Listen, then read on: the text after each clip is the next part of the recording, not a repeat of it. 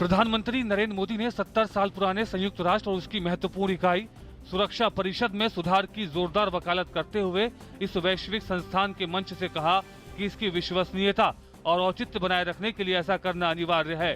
PM Modi ने संयुक्त राष्ट्र के सतत विकास सम्मेलन 2015 को संबोधित करते हुए कहा कि विकसित देशों को जलवायु परिवर्तन पर अपनी वित्तीय प्रतिबद्धताओं को पूरा करना चाहिए।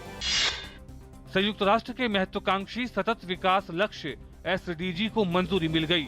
इसका मकसद अगले 15 सालों में गरीबी और भूख को खत्म करना और लैंगिक समानता सुनिश्चित करने के अलावा सभी को सम्मानित जीवन का अवसर मुहैया कराना है।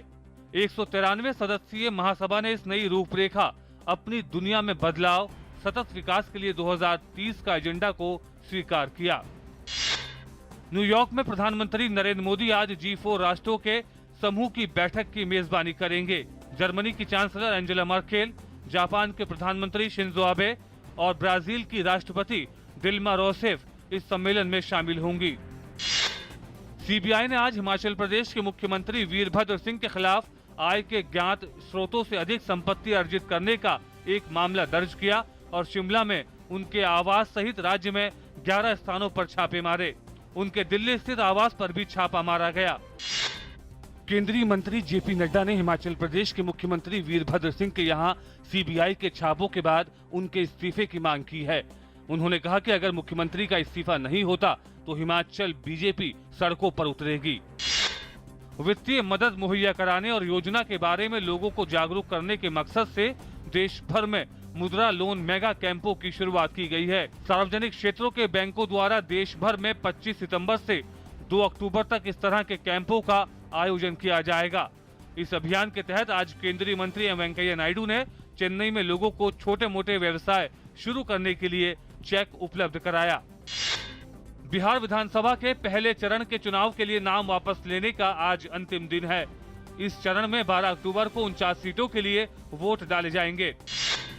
बिहार विधानसभा के चुनाव में पहली बार चुनाव के लिए सुरक्षा बल ड्रोन की मदद लेंगे। नक्सलियों और अपराधियों के साथ ही शरारती तत्वों से निपटने के मकसद से ये कवायद की जा रही है। भारतीय जनता पार्टी के संगठन महामंत्री रामलाल ने आज दिल्ली में पार्टी अध्यक्ष अमित शाह द्वारा किए गए कार्यों पर एक वेबसाइट की शुरुआत की।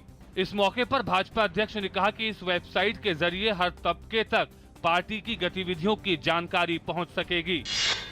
विश्व हृदय दिवस के मौके पर केरल की राजधानी तिरुवनंतपुरम में लोगों को दिल की बीमारियों के प्रति जागरूक करने के मकसद से एक मैराथन का आयोजन किया गया।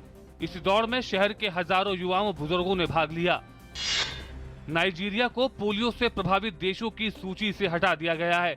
इस बीमारी को दूर करने में ये मील का पत्थर कहा जा सकता है। नाइजीरिया में पिछले 1 वर्ष से पोलियो का एक भी मामला सामने नहीं आया। केवल पाकिस्तान और अफगानिस्तान ऐसे 2 देश हैं जहां अभी तक पोलियो पर काबू पाया नहीं जा सका है। मैथियास म्यूलर को फॉक्सवैगन का मुख्य कार्यकारी अधिकारी नियुक्त किया गया। उन्होंने मार्टिन विंटरकॉर्न की जगह ली है, जिन्होंने बुधवार को पद से इस्तीफा दे दिया था। दुनिया के सबसे बड़े कार निर्माता फॉक्सवैगन ने अमेरिका में ईंधन परीक्षण में धांधली को स्वीकार कर लिया है। फीफा अध्यक्ष सेप ब्लैटर से स्विस फेडरल पुलिस ने पूछताछ शुरू कर दी है और वो कथित वित्तीय भ्रष्टाचार के लिए आपराधिक आरोपों का सामना कर रहे हैं। स्विस फेडरल अभियोजक कार्यालय ने कहा कि ब्लैटर की कार्यालय की जांच की गई और डाटा जब्त कर लिया गया है। ये मामला एक गवाह को फरवरी 2011 में ब्लैटर से मिली 20 लाख स्विस फ्रैंक के गलत भुगतान से जुड़ा है। इंडियन बैडमिंटन लीग का दूसरा संस्करण अगले साल जनवरी में आयोजित किया जाएगा। भारतीय बैडमिंटन संघ की माने तो इस बार प्रतियोगिता में पिछली बार की किसी गलती को दोहराया नहीं जाएगा। लीग के पहले संस्करण में खिलाड़ियों के वेतन और फ्रेंचाइजी की बैंक गारंटी को लेकर विवाद देखने को मिला था, लेकिन इस बार बैडमिंटन संघ ने पहले ही इन कमियों को दूर कर लिया है। यूएस ओपन जीतने के बाद भारत की सानिया मिर्जा और स्विट्जरलैंड की मार्टिना हिंगिस की जोड़ी ने ग्वांगझू ओपन का खिताब भी अपने नाम कर लिया।